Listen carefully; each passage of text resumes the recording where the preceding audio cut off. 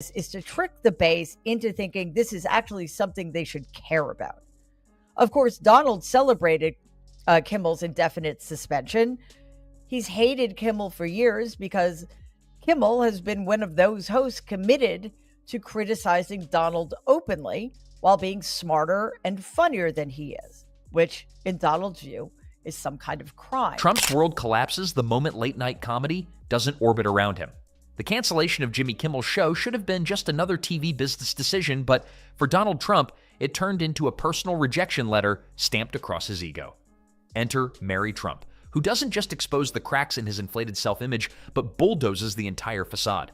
Her takedown slices deeper than politics, hitting the very insecurity he spent decades trying to wallpaper over with gold-plated nonsense. It's the roast he never wanted, but absolutely deserved. Countless hacks as what? Jimmy Kimmel was fired because he had bad ratings more than anything else, and he said a horrible thing about a great gentleman known as Charlie Kirk. And Jimmy Kimmel is not a talented person. He had very bad ratings, and they should have fired him a long time ago. So, you can call that free speech or not.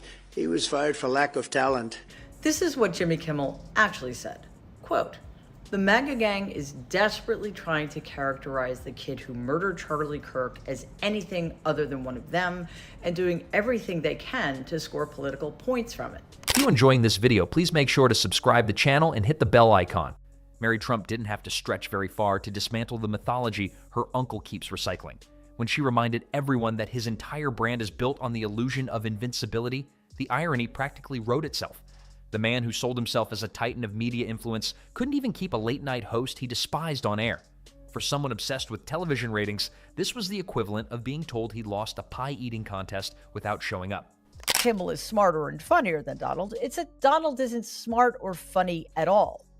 And he does not react well when other people are more successful than he is. In the wake of ABC's quite frankly despicable suspension of Kimmel's show, Donald posted a reaction to his failed social media platform, writing, quote, "Great news for America. The ratings challenge Jimmy Kimmel show is canceled. Congratulations to ABC for finally having the courage to do what had to be done. Kimmel had zero talent and worse ratings than even Colbert, if that's possible. That leaves Jimmy and Seth, two total losers on fake news NBC," unquote. Yeah, whatever. The Kimmel cancellation hit Trump differently because comedy has always been the mirror he tries to shatter. His obsession with comedians is legendary, and yet he's their easiest punchline. Mary pointed out how thin-skinned he is, highlighting that a single monologue from a TV studio can unravel him more than a congressional hearing. This is a man who treats jokes like nuclear weapons, but believes his every rambling thought is pure stand-up gold. The reality, of course, is that his comedic timing lands somewhere between a malfunctioning Roomba and a dad at karaoke night. On the slimmest of pretexts, Donald and others in the Trump regime are going after yet another media figure simply because he said something they didn't like. This is an act directly out of the fascist playbook. There's plenty of blame to go around, but let's start with the network, ABC, which suspended the late-night show Jimmy Kimmel Live indefinitely following backlash over comments Kimmel made on Monday about not really about the shooting of Charlie Kirk, but about the circumstances in the... Mary's roast went further by connecting his fragile relationship with comedy to his larger inability to accept rejection. This is the same man who insists every poll is rigged, every headline is unfair, and every court ruling against him is a political hit job. Losing Kimmel was not just about a show going dark, it was about Trump no longer being the gravitational force that kept late night fueled.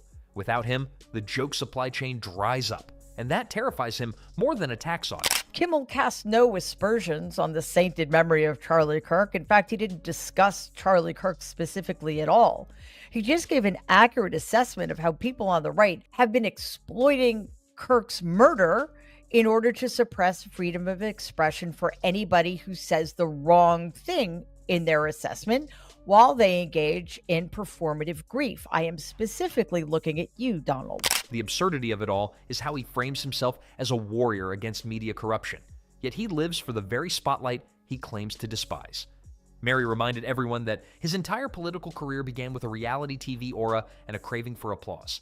He once bragged about being the ratings king, but now the empire is reduced to lashing out at a comedian who isn't even on air anymore. That's not dominance. It's desperation in high definition. That's it. There were no aspersions cast on the sainted memory of Charlie Kirk, just an accurate assessment of how people on the right have exploited his murder in order to suppress freedom of expression for anybody who says the wrong thing while they engage in performative grief. Looking at you, Donald, in order to trick the base into thinking this is actually something they give a shit about. The roast landed hardest when Mary compared his obsession with Kimmel to his obsession with crowd sizes. Both are imaginary trophies he waves around to distract from the fact that the walls of his legacy are made of cardboard. Every time he screams about being treated unfairly, the image isn't of a president leading a nation, but of a game show contestant demanding a rematch. It's comedy disguised as tragedy, and no one exposes it better than family who knows exactly where the bruises are. She also took aim at the hollowness of his public victories. For all his talk about winning, Trump manages to make every cancellation, every loss, and every criticism look like a grand conspiracy. It was television, a business of shifting tastes and contracts, yet Trump insists on spinning it as if he toppled an empire, when in truth, he was just an uninvited guest sulking in the lobby. Mary's dismantling of his persona isn't just family gossip, it's an autopsy on the Trump mythology.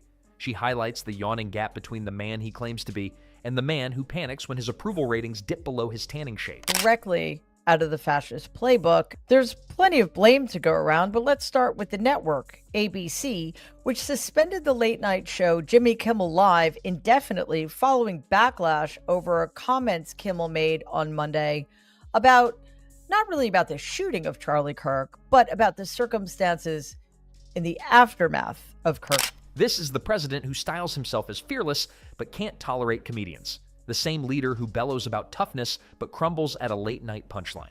Mary's commentary works because she doesn't exaggerate. She simply points out the absurdity already bubbling in plain sight. Her roast also dug into the irony of Trump treating Kimmel's cancellation as a triumph. Imagine celebrating the absence of criticism while ignoring that the silence leaves him irrelevant. He thrives on being the villain in someone else's story, and without Kimmel, he's left shouting into a void where the only laughter is canned applause from his rallies. Mary painted the picture perfectly. A man addicted to outrage suddenly cut off from his supplier. The deeper sting comes from how she framed his fragile masculinity. Trump has built his empire on the image of strength, dominance, and unbeatable confidence, yet he is undone by the idea of someone mocking him on network television. Mary called it for what it was, the world's most fragile ego hiding behind podiums and teleprompters.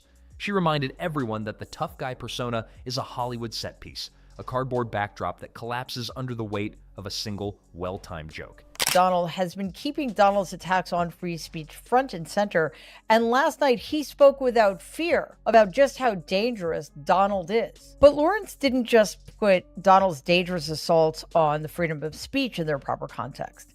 He also made it clear that he understands, as the rest of us should, that Donald wants us talking about Jimmy Kimmel. So instead, we're going to talk about Jeffrey Epstein. She even poked fun at his obsession with controlling narratives. Trump's entire strategy is to flood the zone with noise until nobody knows what's real.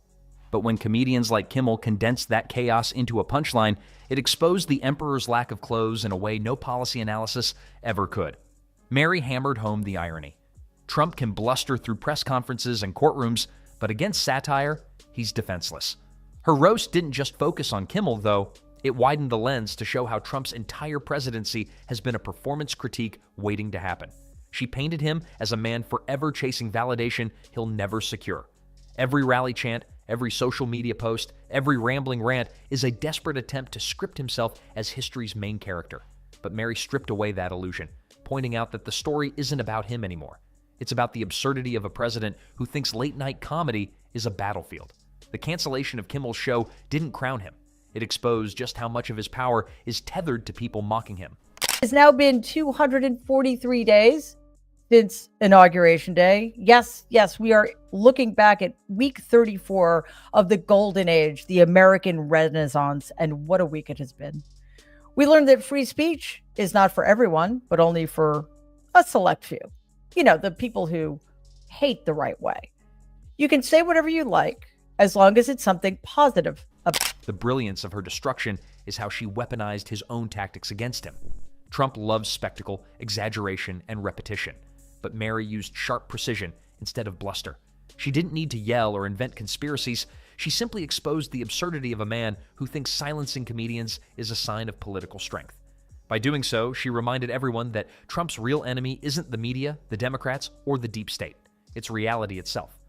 Mary closed her roast by pointing out that Trump's obsession with comedy reflects his fear of being forgotten. Mary's critique turned that desperation into a punchline so sharp it didn't just sting, it scarred. The fallout from her takedown is more than just personal embarrassment for Trump. It's a reminder that even at the height of his presidency, he remains defined by insecurity. A man who claims to stand above the fray is perpetually trapped in it, unable to resist the bait of late-night comedy. Mary revealed that the great irony of Donald Trump's reign is that it's not the investigations or elections that undo him. It's the jokes. And when the laughter fades, all that's left is a president terrified of silence. About Jeffrey Epstein. This is exactly the kind of resistance we need, especially from journalists, as Donald continues to threaten free speech, the freedom of the press, and those practicing journalism. Lawrence is exactly right. The best way to combat Donald and his attempts to distract us while he dismantles our democracy is by calling attention to Epstein and his other growing list of... Mary Trump's destruction of her uncle after Jimmy Kimmel's cancellation wasn't just brutal, it was clinical. She tore apart the mythology with scalpel-like precision, leaving behind a portrait of a man who confuses attention with achievement, jokes with policy, and cancellations with conquest. It's not just that she roasted him, it's that she revealed him. A president who insists on being larger than life, but keeps shrinking every time reality checks in. That's the cruelest joke of all. Donald Trump, the self-proclaimed master of the show, reduced to a punchline in his own performance, while his niece delivers the final laugh. Her demolition revealed the deep absurdity of his obsession with being noticed. His energy isn't fueled by vision or leadership, it's powered by the desperate need to be at the center of every conversation. She also exposed the weakness of a man who measures strength in applause counts. Every rally, every staged moment, every choreographed cheer is less about conviction and more about manufacturing the illusion of popularity. Mary cut through that illusion with the precision of someone who has watched it all unravel up close. The image of Trump as a towering figure is nothing more than smoke that dissipates the moment the cameras turn elsewhere. His bravado works only under the glare of lights. In the dark, he shrinks into the insecurity he cannot escape. Drug prices by 1,200, 1,300, 1,400, 1,500%. I don't mean 50%, I mean 14, 1,500%. I absolutely love this. It's not just the only good idea Donald has ever had. It's legitimately a great idea. Because from what I understand about doing arithmetic, this would mean that at a discount of 1,500%, the asthma inhaler I currently pay $700 every other month for will now not only be free, but the pharmaceutical company that makes it is going to have to pay me $1,049,300 every time I get a refill. What made her critique sting most was the way it redefined his victories as hollow. Trump celebrates when critics fall silent, but Mary revealed that silence doesn't crown him, it condemns him. Without the mocking, without the parodies, he becomes invisible, a background character desperate to claw his way back into the frame. The irony is devastating. The very ridicule he despises is the only thing keeping him relevant. Once the laughter stops, the so-called master of attention has no stage left to stand on. Mary's dissection also highlighted the absurdity of how he equates ridicule with attack. In his world, a comedian's joke is treated as if it were a policy threat, and a canceled show is paraded as though it were a political victory. This distortion is more than laughable. It's dangerous because it reveals how he blurs the line between governance and performance. Mary's critique pierced that delusion, showing that what he calls strength is little more than insecurity masquerading as authority. Her words painted him as a leader whose identity is inseparable from spectacle. Instead of steering the country, he clings to ratings, headlines, and applause lines. Mary revealed that his so-called leadership is really stage management, and every outburst is less a policy stance than a desperate monologue.